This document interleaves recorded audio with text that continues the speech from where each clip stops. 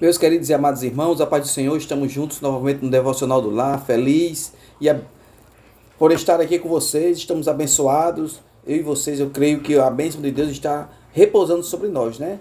E ainda mais porque nós temos a oportunidade de meditarmos na palavra de Deus diariamente. São reflexões bíblicas no Devocional do Lar que nos ajudam a prosseguir, ajudam a nossa vida espiritual. Hoje vamos ler 2 Timóteo, capítulo 2, versículo 1 e 2.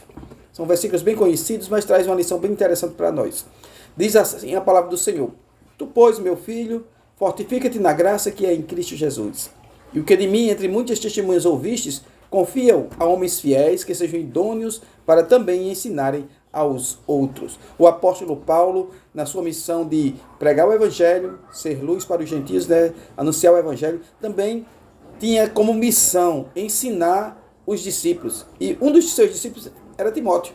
E ele estava ensinando, orientando a Timóteo para proceder no seu ministério de uma forma que ele fosse sempre vencedor. E uma coisa que ele ensinou é que no ministério, na nossa vida espiritual, em especial, seja com cargos eclesiásticos ou não, a nossa vida espiritual, nós precisamos depender de Jesus. É o que Paulo está dizendo. Tu, pois, meu filho, fortifica-te na graça que é em Cristo Jesus. Então, nesta batalha espiritual, irmão, nós precisamos estar dependendo de Jesus Cristo, porque sem ele nós não somos vencedores. Esse mesmo apóstolo Paulo, escrevendo aos Coríntios, 2 Coríntios capítulo 10, versículo 4, ele diz assim: porque as armas da nossa milícia não são carnais, mas são poderosas em Deus para a destruição das fortalezas, destruindo os conselhos e toda altivez que se levanta contra o conhecimento de Deus e levando cativeiro o entendimento, a obediência a Cristo. Aqui está mostrando mais uma vez que para nós sermos vencedores na batalha espiritual, nós precisamos